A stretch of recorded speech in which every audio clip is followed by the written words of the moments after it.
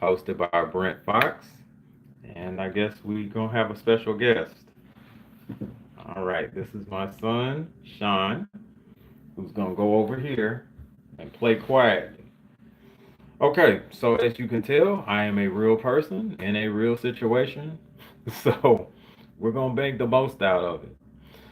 First and foremost, I want to give two really big shout outs. The first one is to my brother, Larry Deshaun Fox. Um, his birthday is going to be tomorrow, June 7th. So I want to send a special shout out to him. Um, Big bro, you have impacted my life so much, and I appreciate you for who you are. We have a long storied history, and I look forward to many more stories and many more moments with you. So I just want to let you know, man, that I love you very much, and I can't wait to see you. The other special shout out is to, of course, the General 7-8. Today is his birthday. Today is also the birthday of the LDBC. Um, okay, now, hey, okay, so again, real person, real situation. So, um, I just want to make sure that that's acknowledged as well. So, happy birthday, General, and happy birthday, LDBC. Salute, Jared O11 Green. Thank you so much for coming in, brother. I appreciate you. I'm gonna try to do this as quick as I can because obviously, son's being a little bit uncooperative. So, getting right to it, there was a weigh-in for the Adrian Broner versus Blair the Flair Cobb fight. Adrian Broner actually made weight. He weighed in at 146 pounds, and I think Blair actually weighed in at like 145 or something like that. But he made the weight. I'm extremely proud of him. I know that that is something fighters should do as opposed to just being rewarded for going above and beyond. But again, with Adrian Broner's history, you never can tell. All right, give me just a second, y'all.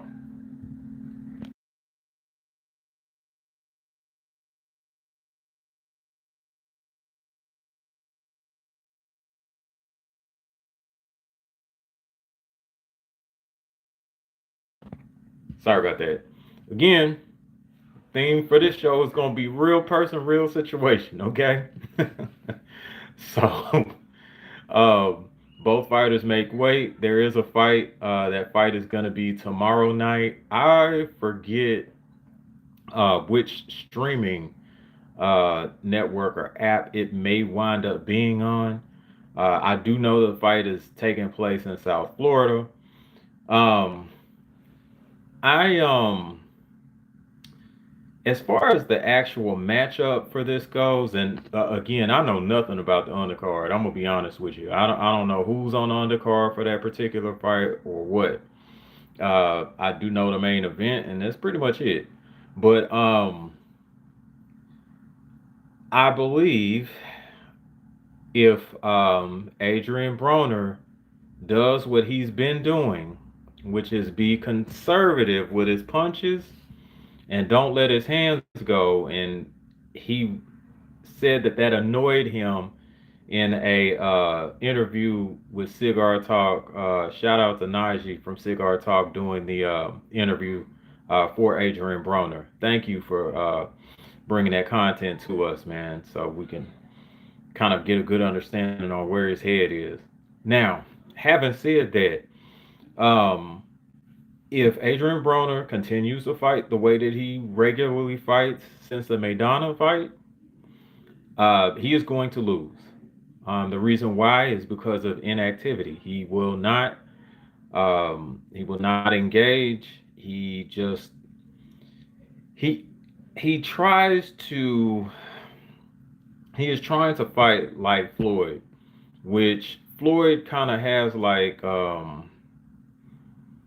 he has basically like a very accuracy yeah, it's an accuracy based fighting style. Very defensive, makes sure that he doesn't get hit cleanly, but he lands clean shots. Sometimes there are going to be shots that are one at a time, but they're very strong, sharp shots. Adrian Broner does have the capability of throwing strong, straight, I'm sorry, uh, yeah, accurate, strong shots, but um, he's going to have to pick up the activity level. If he is the Adrian Broner from the lower weight classes that was in shape and was ready to go, um, the the guy that knocked out oh man, what is Jason's last name? Um, his nickname was American Boy. Litzow, Jason Litzow. If he's the same guy that knocked out Jason Litzow, then he's gonna be all right. But my fear is that Blair Cobb is legitimately going to outwork him, and Adrian Broner may wind up losing the fight. If Adrian Broner is comfortable and decides that he wants to put on a show, quote unquote, I got him by knockout. I think that he would probably be able to knock out Blair Cobb. And hang on, sorry, real person, real situation. That's the theme of the show.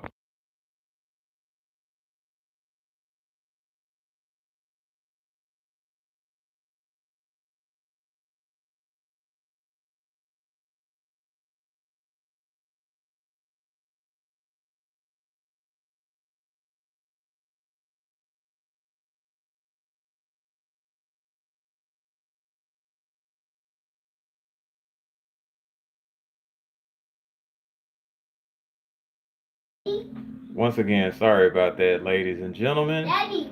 Oh my goodness. Again, real person, real situation. Anyway, the if Adrian Broner actually gets comfortable and wants to put on a show, I do have him knocking out Blair Cobb. And I don't think that it's going to take very long for him to get Blair Cobb out of there.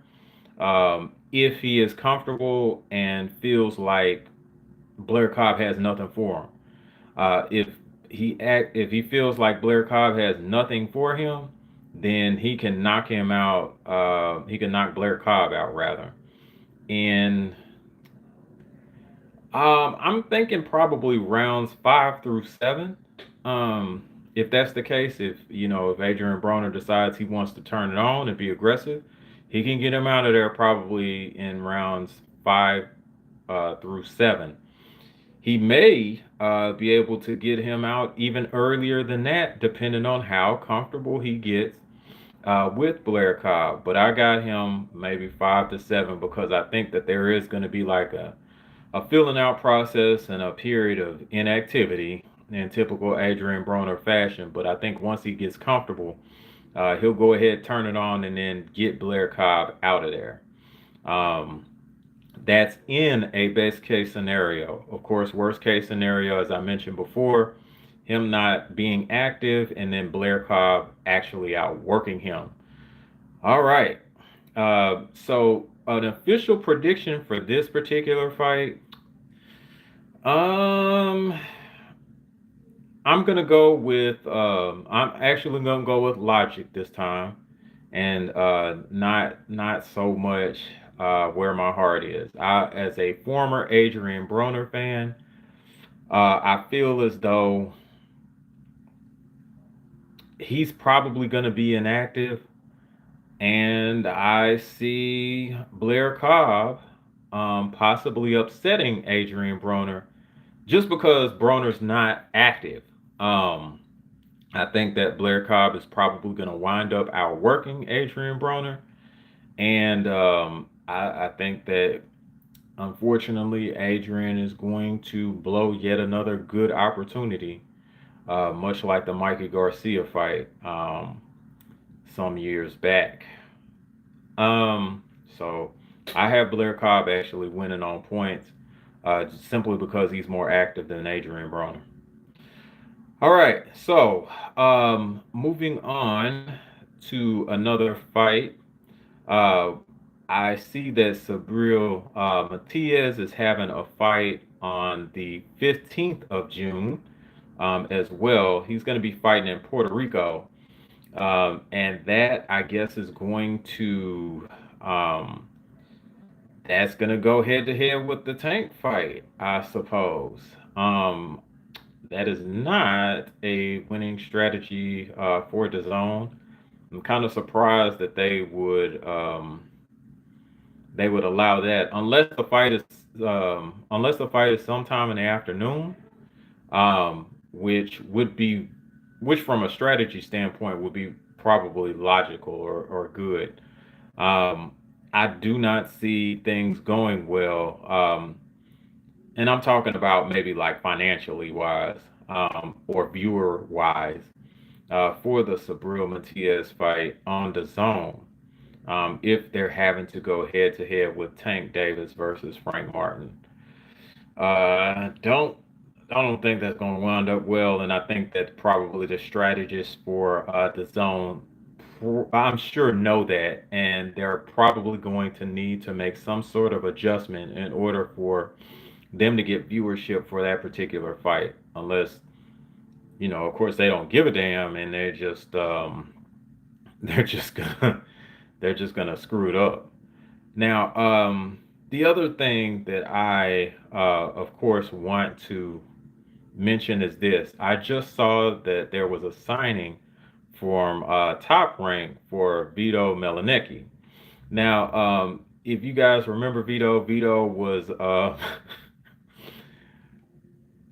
yeah, no, I think that was the actual name. Vito was featured on the White Christmas fight card a couple of years back, along with Joey Spencer. That did not do well. The fight, I think, was either on Christmas Eve or Christmas Day. And the attendance was very poor, and the viewership along with it was very poor as well.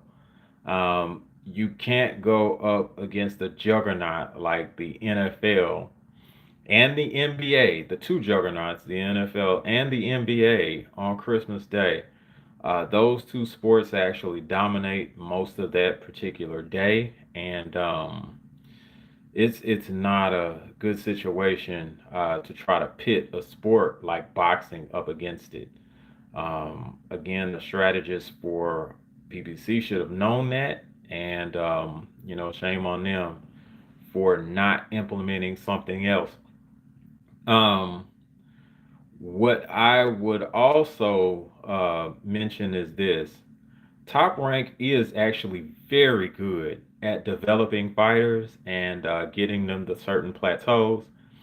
I think that they'll do a pretty good job developing Vito. And to be quite honest, what they will do once they start building Vito up is they are going to feed him to Xander Zayas. And but I think at least Vito would have a chance to actually develop and become, you know, that much of a better fighter before having to face Xander Zayas. And who knows? Maybe Vito has the right stuff to actually beat or upset Xander Zayas. I personally doubt it, but you never know with boxing, to be quite honest with you. Stranger things have actually happened. Now, on to the Frank and Tank fight. Um, I'm not gonna say too much about it because everything that has been said is, you know, pretty much what I was going to say. What I will kind of warm over or just kind of gloss over, if you will, is that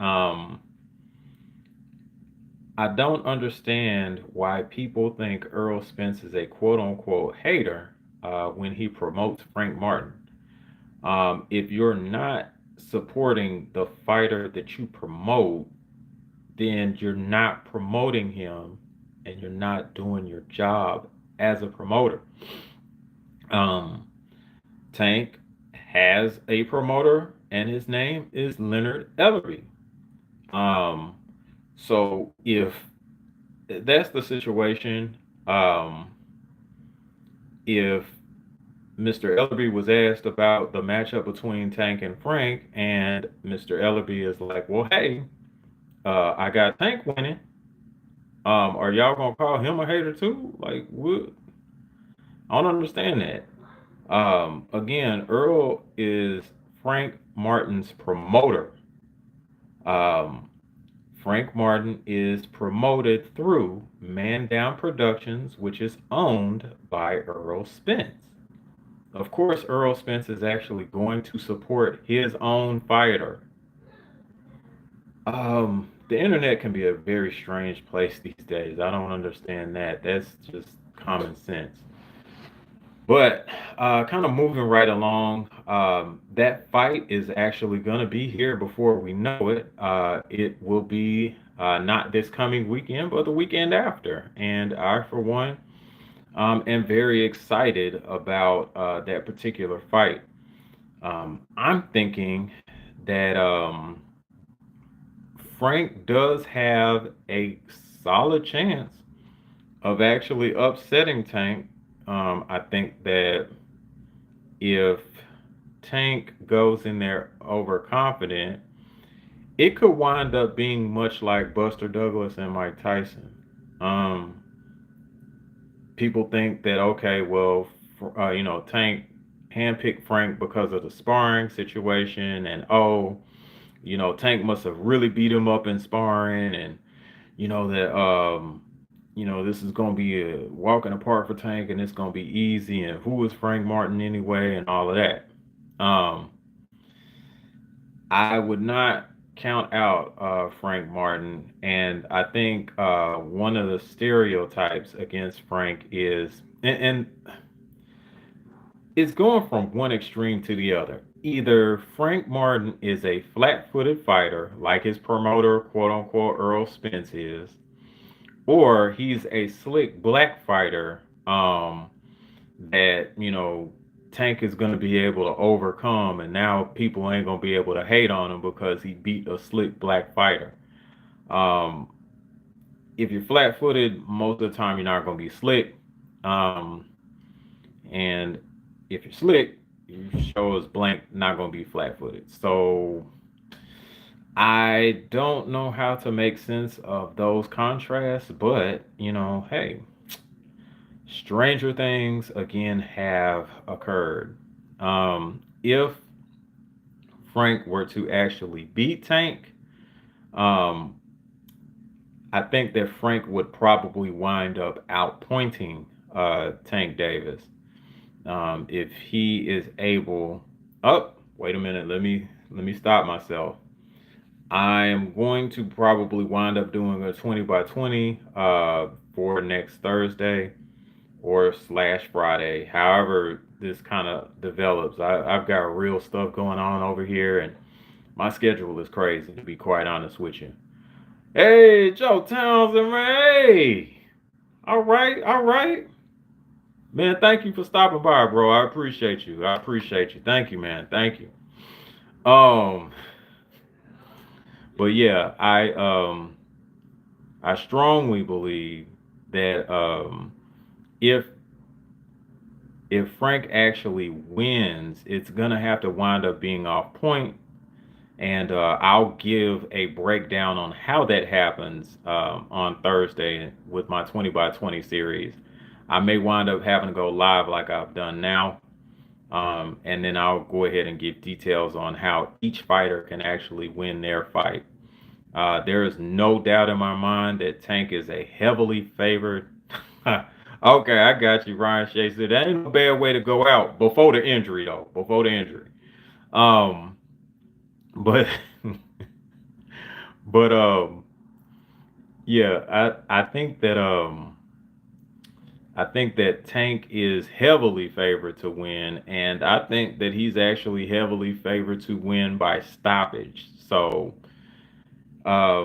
we'll take a deeper look into that. I've already watched some film on both fighters. And then, we'll do an assessment next Thursday to kind of determine how each fighter, of course, can be victorious. Yeah. Now, thank you. Thank you for the confirmation. Now, what I also wanted to talk about, since we're on the subject of the Pittsburgh Steelers and Ryan Shazier, is that we've had OTAs. Now, my Steelers have actually done pretty well as far as like attendance, even though there are some contract disputes with two key players, which are Najee Harris and also Cam Hayward. Um, I think that, okay. Hmm. All right. That's interesting, Joe. That's interesting. So you think Derrick James got something for Tank? Hmm. Yeah. I mean, hey, that is not a good example, but you know what? EJ before Bud, yeah.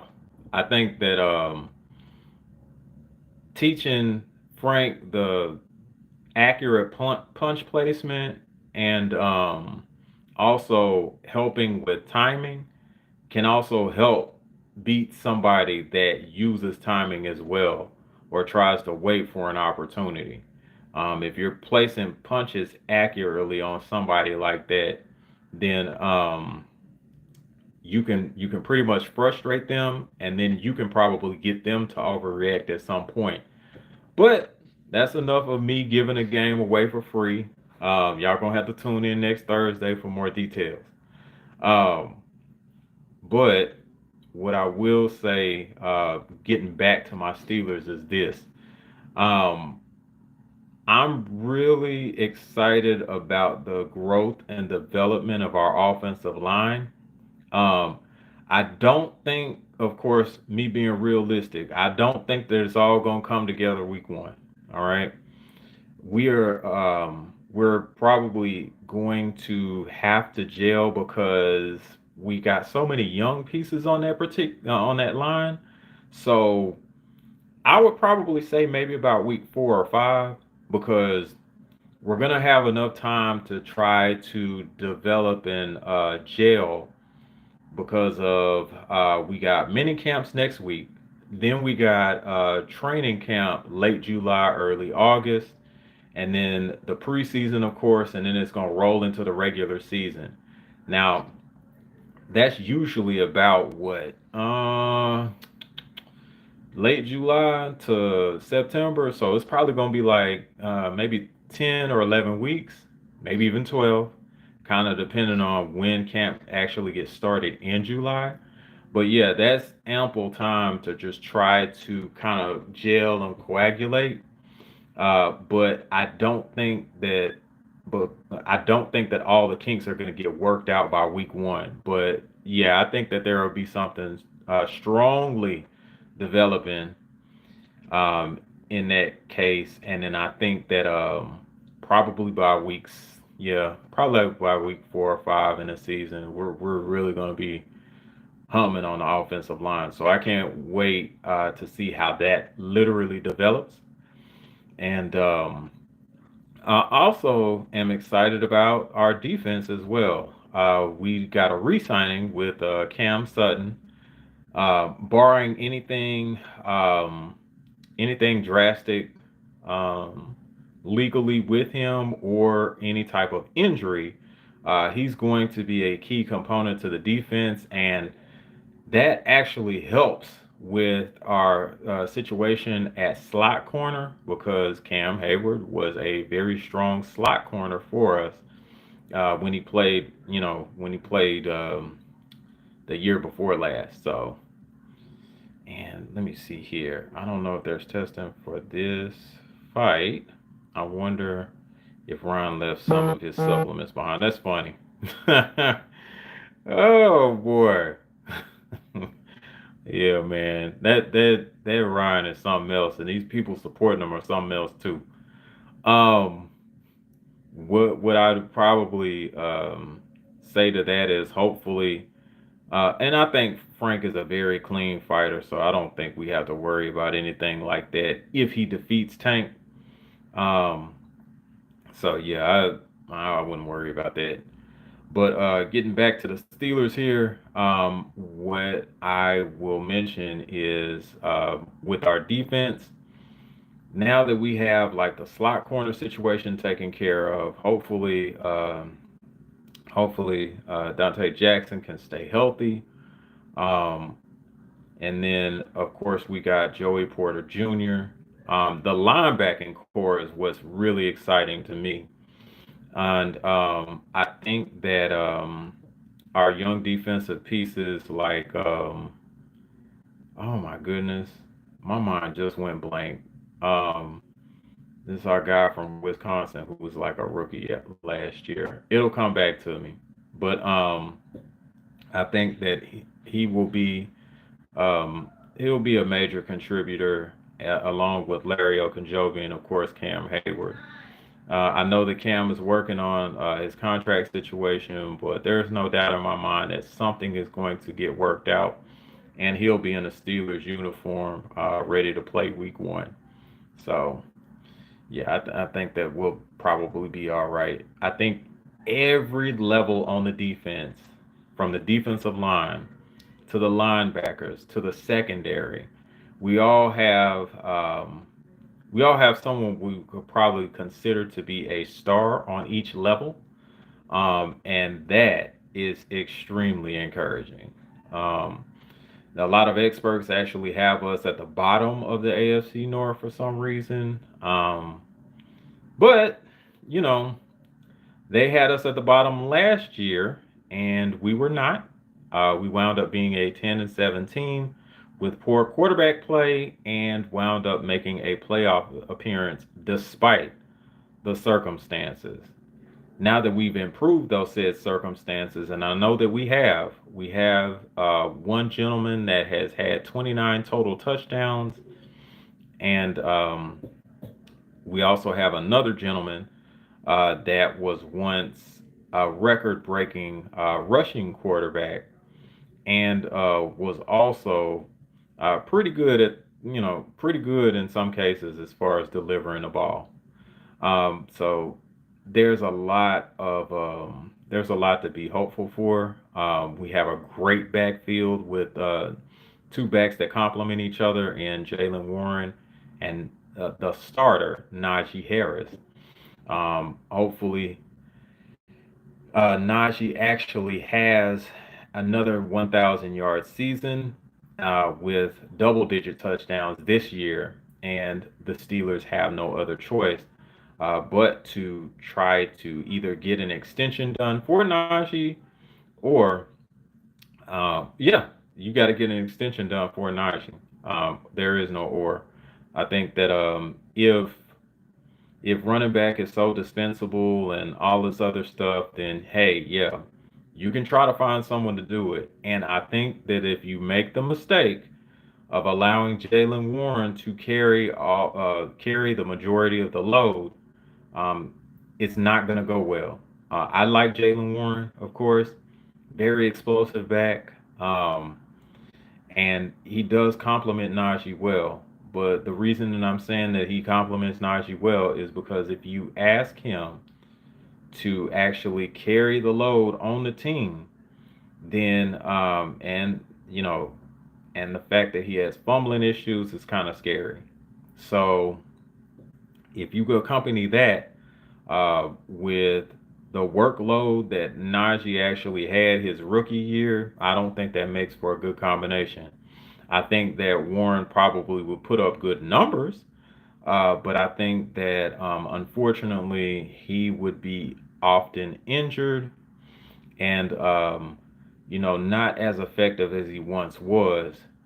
If you're actually going to make him the go-to guy, and of course, Coach Tomlin likes to have bell cow backs as opposed to running by committee.